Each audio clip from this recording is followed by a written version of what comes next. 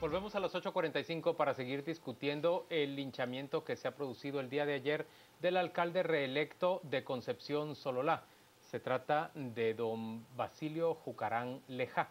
Y hoy nos acompañan en la mesa para tratar este tema el viceministro de Seguridad del Ministerio de Gobernación, Elmer Sosa, la asesora del despacho de la fiscal general, Mayra Vélez, y Marco Antonio Garavito, quien es profesor en Psicología Social en la USAC y es director de la Liga de Higiene Mental. Y la primera pregunta va para Marco Antonio y tiene que ver con, ¿es manejable una turba exaltada como la que el día de ayer llega ante la casa del alcalde furiosa porque cree que el alcalde había ordenado el atentado en contra de su excontendiente de la Unidad Nacional de la Esperanza que le costó la vida a dos familiares de él? La pregunta, Juan Luis, ¿es manejable por quién? Porque este tema pasa por liderazgos también locales y comunitarios, y ahí tenemos un gran déficit en este país. En la medida que los liderazgos pasen por el mismo ejercicio de violencia, es muy difícil. Una turba ya levantada, digamos, cuando sea todo ese fenómeno de la psicología de masas, es muy difícil el control, es muy difícil. Pero en ese sentido, yo sí quisiera, digamos, referirme que lamentablemente vamos a hablar de estos temas cuando ocurren, pero el gran trasfondo finalmente no es si el Estado llegó rápido o no llegó, y perdón que lo diga así, pero el gran problema es la gran debilidad de nuestro Estado. Por eso es que hay toda una insistencia de que tenemos que reformarlo en general, no solo en el tema de seguridad, porque el linchamiento no es solo un ejercicio de violencia por sí. Atrás de eso también hay otros modelos sociales que no nos están funcionando. ¿Qué Por hay? ejemplo, Desafío a la autoridad, por ejemplo, es el primer alcalde linchado en la historia del país, pero pero no no, es la primera autoridad local. Hace cerca de 10 años se lincha por primera vez también a un juez en Senaú, Alta Verapaz. pero no sé si hay una conciencia en los hechores de que es el primer alcalde linchado. Me parece que no. Yo creo que esto se sale totalmente, hay un desborde emocional derivado de este tema de la ausencia del Estado en términos de seguridad, en términos de construcción de ciudadanía, en términos del mismo ejercicio, digamos, político, porque a mí me llama mucho la atención el hecho de que sea un evento, aunque hay que aclararlo en términos investigativos, que se da a nivel de dirigentes de partidos políticos que estuvieron en la contienda. Y eso también hay que analizarlo muy profundamente, porque no es un modelo casual, el modelo político en Guatemala es un modelo violento. Estos hechos de los asesinatos, estos hechos de la presión y la represión en el ámbito político son parte casi del paisaje en el interior del país. Y eso nos está hablando también de que tenemos que revisar, por ejemplo, a la pregunta de si realmente no tenemos que pensar que para sanear un poco, no para recuperar, para sanear un poco, en el mismo proceso de las reformas a la ley electoral, no será necesario que durante un tiempo, yo no sé cuánto pueda ser, saquemos a los partidos políticos del poder local y que el poder local se decida a nivel de las propias comunidades con sus dirigentes locales. Pero Marco Antonio está planteando ahí estás planteando una solución política, cuando frente a lo que estamos aquí es frente a un hecho social que parece ser de Totalmente de estricta acuerdo, seguridad y justicia. pero lo que quiero señalar es que hay un montón de aristas y no nos podemos perder, porque desde luego la parte emocional, la parte de la falta de control, cuando las masas se exacerban en este tipo de cosas, humanamente juegan en esa dirección de manera muy perversa, porque la violencia se ha convertido en un recurso en muchos sentidos de la vida, pero en muchísimos, no solo en este aspecto, ¿verdad? Es decir, a muchos que trabajamos en el interior del país nos ha tocado vivir situaciones de este tipo donde la gente se exacerba y al final ya no ve ni siquiera quién es el responsable de lo que le pueda estar ocurriendo, sino que alguien tiene que pagar los platos rotos de una situación que les afecta. Y ¿verdad? pagarlos con su vida, pero quiero preguntar, bajo esas condiciones que describe Marco Antonio Garavito, ¿cómo inicia un fiscal sus investigaciones? ¿De qué manera se mueve en un territorio que prácticamente a todas luces está minado? Claro, en el caso específicamente del evento de ayer, los fiscales no podían entrar en tanto la policía no asegurara el lugar, porque es un tema de seguridad específicamente. Y ya hay policía haciéndose cargo de la seguridad del municipio. ¿Cuántos elementos hay en Concepción ahora? Así es, Juan Luis, como se lo comenté, el estado de fuerza actual es de 150 elementos de fuerza especial, capacitado específicamente para disolución de masas y para este tipo de control de conflictos. ¿Pudo trabajar ya el Ministerio Público esta mañana en la escena del crimen, en recopilar testimonios? Desde ayer porque desde el momento en que se estaban suscitando los hechos, por instrucción de la fiscal estábamos en coordinación con el director de la Policía Nacional y todo el equipo de la policía. Y los fiscales empezaron a procesar la escena al filo de las 4 de la tarde, ya dentro de Concepción, porque antes hay una escena en la entrada. Esa la estaban procesando antes porque la policía se estaba haciendo cargo de dar la seguridad en Concepción.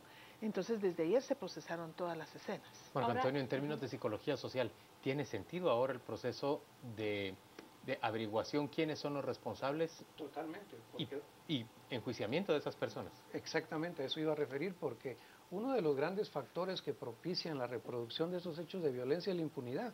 Y este ejercicio, digamos, de investigación que ustedes llevan en el Ministerio Público me parece clave, porque no puede seguir pasando que en este país maten gente, muera gente y finalmente no pasa nada. Aquí hay responsables también, más allá de las explicaciones que ellos quieran encontrar o cualquiera quiera encontrar.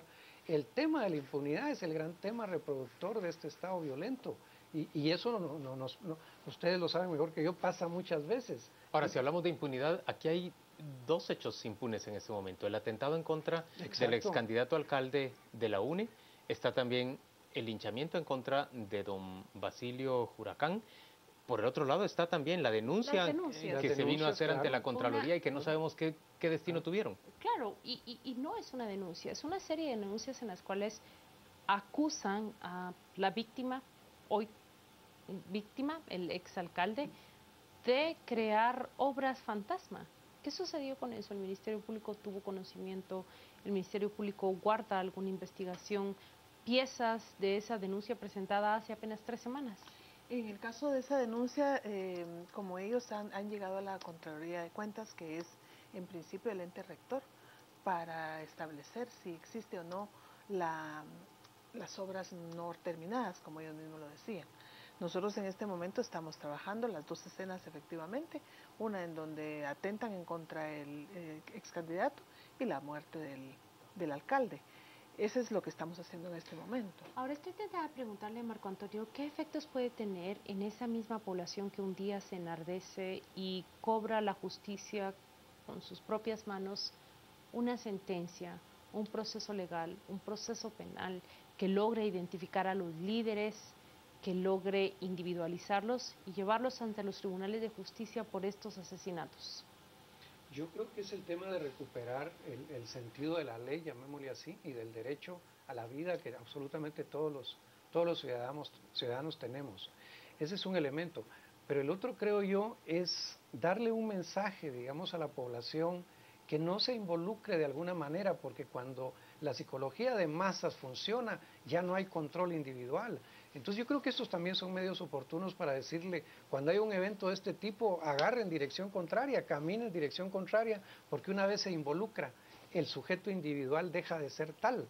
La masa funciona de una manera, digamos, muy perversa en ese sentido. ¿Y uno puede educar a las comunidades en ese sentido? Yo creo que sí, por eso... Camine en sentido contrario, no se agrupe. Yo creo que sí, por eso decía en el principio que el gran tema es el liderazgo. Hay que ver, incluso en el mismo municipio, esos liderazgos que en este momento puedan ser útiles. No estoy hablando de los partidos que están en contienda ahí. Hay liderazgos locales, siempre existen liderazgos sanos, y yo creo que hay que apoyarse en este momento para lograr que la gente entienda. Ojo, pero no solo eso, sino que tenemos conflictos acumulados en muchos lados. Y yo creo que la estrategia es cómo usamos el mismo liderazgo sano de nuestro pueblo para orientar. Y esta orientación es sencilla y la gente la entiende. Lo que pasa es que ya en el marco de una masa enardecida ya no se entiende, ¿verdad? Incluso hay un fenómeno, si me permiten, muy rápido que nosotros vivimos. A nosotros nos agarró una turba en Petén, íbamos a un reencuentro familiar en lo que trabajamos de parte del conflicto. Tenían un conflicto con la petrolera y finalmente nos querían tomar de rehenes y nos tiraron piedras y nos tiraron unos palos con clavos, las llantas se poncharon y nosotros no teníamos nada que ver porque en ese contexto de masa se pierde control, eso hay que tenerlo claro. Pero tal como usted lo dice, Se pierde control. Que sucede en muchos lugares, recibimos mensajes que una situación similar vive Cuilco, ya con intentos de ataque directamente a un candidato a diputado. ¿Cuántos lugares más como Concepción Sololá hay en Guatemala? ¿Y qué hace el Ministerio de Gobernación y el Ministerio Público para detener tragedias como esta? Bueno, aquí es muy importante analizar todo el contexto. De hecho, nosotros, por instrucciones de la señora ministra, previo a las elecciones, se hace el análisis respectivo del tema de conflictividad social y se identifican varios municipios, aproximadamente 48 municipios. Estos municipios fueron atendidos, tuvimos más de 200 manifestaciones previos a las elecciones, en donde no tuvimos ningún problema. Pudimos utilizar el diálogo y la mediación como lo establecen los protocolos policiales y con ello pues llegar a una solución pacífica. Luego de las elecciones, pues se nos complica el tema de manifestaciones específicamente después del conteo y nos quedan unas repercusiones de conflictividad en algunos municipios. Son atendidos, es destinado el personal policial. De hecho, déjenme contarles que en la Subdirección General de Prevención del Delito tenemos personal capacitado específicamente para resolución de conflictos de esta naturaleza. Posteriormente, atendimos el tema de Cuilco, lo hemos estado atendiendo, hemos tenido reuniones con el gobernador departamental, hemos tenido reuniones con diputados específicamente de ese departamento, donde se ha atendido de la mejor manera este tema, pero como Elmer, decían, pero después de verlo de Concepción, ¿establecerán ustedes sistemas de alerta que les permitan informarse de cuándo empieza a surgir un clima de peligrosidad para aerotransportar a las fuerzas especiales, hacer lo que sea necesario para impedir que vuelva a ocurrir una cosa así? Sí, Juan Luis, de hecho lo hicimos. En la medida de nuestras capacidades lo hicimos, tuvimos factores que realmente impidieron que la reacción fuera más rápida, porque la reacción se dio. El problema aquí es que ¿qué hace usted cuando le ponen a varios niños y a varias mujeres de barricadas? Tenemos que cumplir protocolos policiales para evitar los temas que se han dado con anterioridad, específicamente en otros conflictos donde han muerto personas civiles por parte de la misma Policía Nacional Civil o por el tema de conflictividad y enfrentamiento que se da. Entonces debemos de cumplir los protocolos. Cuando llegamos con la señora ministra, esa fue la instrucción. Deben de crear los protocolos específicos a efecto de que las situaciones que se han dado en el pasado en temas de conflictividad pues no se repitan. Los protocolos se elaboraron, se hicieron, se comunicaron a la Policía Nacional Civil y se están cumpliendo. Es muy importante que ustedes sepan que dentro de esta función hay otro actor muy importante, que es la Procuraduría de Derechos Humanos, que participa específicamente y activamente en este proceso de diálogo con la población para evitar llegar a estos finales trágicos. Pero, le repito, la atención y la reacción se dio inmediatamente. Tuvimos más de 150 elementos en menos de una hora concentrados e ingresando a pie al municipio quitando rocas y pudiendo recobrar el control y estableciendo el orden público en el lugar. De esa cuenta es que el Ministerio Público pues pudo realizar y procesar las escenas correspondientes para poder dar específicamente con los responsables de este hecho. El hijo del alcalde fue vapuleado también. ¿A él lo rescató la fuerza pública o es que la turba simplemente solo quiso golpearlo y no prenderlo en fuego? Mire, eso es parte de la investigación, eso es parte de los análisis que se están haciendo ya específicamente con todos los hechos. Déjeme contarle que este tema hubo mucha desinformación, hubo mucha información que no podía ser confirmada en el momento. Se trató de comunicar por una y mil maneras con el alcalde para conocer su situación, sin embargo ya no pudimos tener comunicación con él. ¿Lograron tener comunicación en algún momento? Tuvimos a través del gobernador departamental, tuvimos comunicación donde él al gobernador departamental le dice, no se preocupe, yo estoy fuera del municipio, ¿sí? Entonces esa desinformación es la que crea confusión en el momento. De hecho nosotros al momento, a esta fecha, no podemos decir científicamente que la persona calcinada es el alcalde. Y se sabe por algún tipo de entrevistas que se han dado, pero eso ya será competencia específicamente del órgano que le corresponde a efecto de establecer realmente la identidad de esta persona, ¿verdad? En todo caso, quizás la pregunta ahora es hacia el futuro. Mayra, ¿vamos a conocer a los responsables de este linchamiento? ¿Los vamos a ver sentados en el banquillo de los acusados? Así es. Las fiscal de sección del distrito de Sololá, juntamente con el fiscal de derechos humanos, son dos equipos que están trabajando ya de hecho desde el día de ayer a las 4 de la tarde, como les decía, empezaron a procesar la escena, terminaron al filo de las 9 de la noche y desde anoche se empezaron a trabajar coordinadamente para poder dar con los responsables de ambos hechos, ¿verdad? Porque Mayra, el MP tiene cobertura solamente en 30% del territorio nacional. Sí. Para llegar a un sitio como Concepción, ¿necesitan movilizar agentes fiscales de la cabecera de Sololá o de dónde? En aquel momento, el día de ayer se hizo de Sololá, porque es la que está inmediatamente a 10 minutos de la cabecera, está muy cerca. Pero en lo que se trabajaba directamente con la Fiscalía de Derechos Humanos, porque le corresponden ver algunos temas ahí por su competencia. Pero en ese momento sí. Lo único que sí hicimos fue para apoyar, porque como les comentaba que eran varias escenas y entrada a la noche es un poco más difícil procesar, los espacios son muy cerrados. Lo que hicimos fue movilizar a un equipo de escena de Santiago, que está a 45 minutos y hay un poco, tenían que circunvalar la vuelta del lago, eso les tardó un poco más tiempo, pero entonces se movilizó a la gente cercana para que pudieran atender de inmediato. Marco Antonio, desde finales de la década de los 90, los linchamientos se contaban por decenas cada año. Ese número ha cambiado rotundamente ahora y los años cierran con máximos de 5, 6 o 7 incidentes que parecieran circunstanciales. ¿De verdad la justicia puede tener un efecto disuasivo y llegar al punto en donde no se repite más este tipo de historias? Sí, pero no es suficiente. Yo creo que en este momento, en términos de este territorio, están las acciones de seguridad desde la policía, están las acciones de investigación, pero me parece que ahí hay un trauma y un desgaste humano derivado de esta acción que también habría que pensar como Estado cómo atender, ¿verdad? Es decir, porque si la población, sectores de población no discuten de una manera un poco sana este asunto, va a ser muy difícil. Bueno, uno dice, ¿cómo hacemos esto? Bueno, pues puede ser a través de las iglesias. Si ahí hay aliados, yo creo que hay aliados de la sociedad, de la comunidad. El tejido comunitario puede estudiarse para saber. Porque una cosa es la acción de investigación, la acción de seguridad, que seguramente hay que fortalecerla, pero mi preocupación en este sentido es en esa parte humana. Y me imagino yo a los chicos que participaron, los niños que estuvieron viendo eso, no puede Marco ser Antonio, una cosa. Es necesario tratar este tema. Rápidamente por las redes sociales, algunas personas empiezan a atribuirle este tipo de comportamientos exclusivamente a comunidades indígenas en el país. Eso no es real. No.